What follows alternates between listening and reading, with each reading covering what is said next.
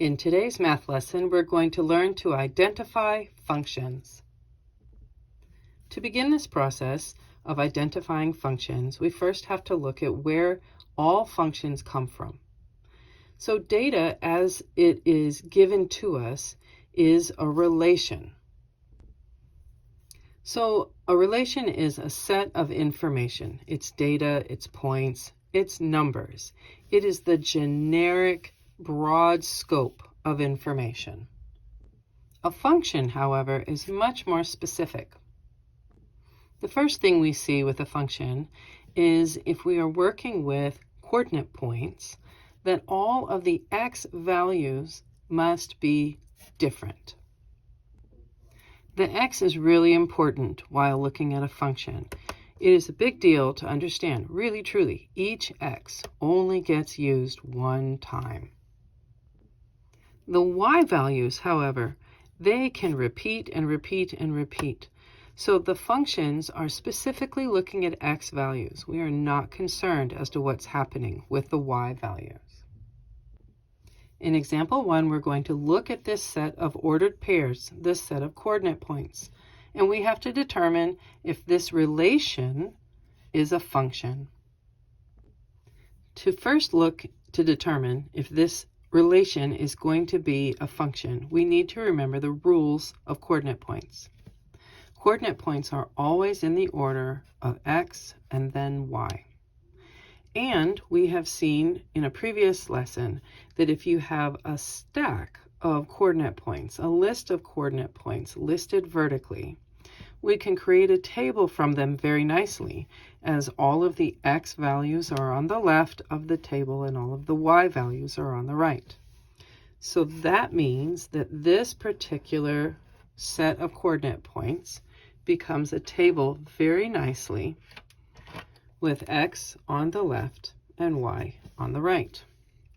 So now that I have them differentiated, so I'll see which side I need to actually look at, we say, okay, to be a function, look at the x's.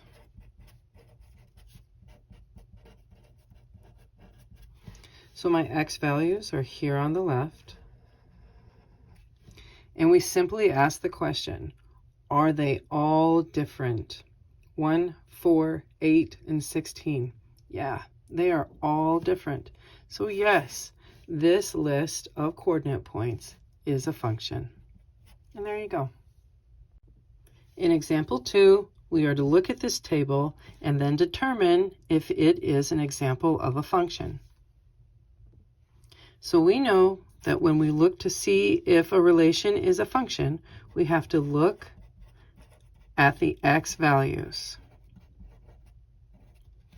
So on a table, the x values are clearly listed for us as the x's are always on the left. And we say, hey, 12, 9, 12, and 8. Are all the x values different? No, they are not. I have a couple of 12s. Therefore, this relation is not a function. And there you go. In example 3, we are to look at this graph and then determine if the coordinate points on it create a function. So we know when looking for functions that we have to look at x values.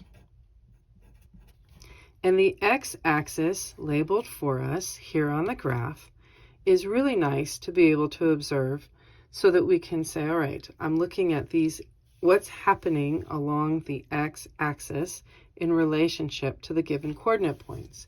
I'm not too worried. I'm not worried at all, truthfully, about what's happening on the y-axis. So let's see what happens. As we start with our firstmost left point, if I go straight down, I do not bump into another coordinate point. So far, so good. As we come to the next coordinate point and move straight down to the x-axis, again, I do not have another coordinate point to bump into. And then when I move further to the right, and again I come straight down, oh, look at that. I most definitely did bump into another coordinate point. So what we see is that if you have two solid points in a straight vertical line, a vertical straight line, as these two are here, they have the same x value.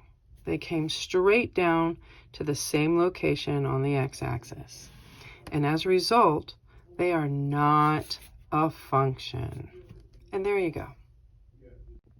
In example 4, we are going to look at the given mapping to determine if it is a function.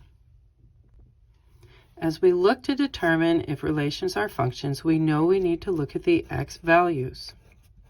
And we learned in a previous lesson that when you have a domain and a range, the domain is your list of x values.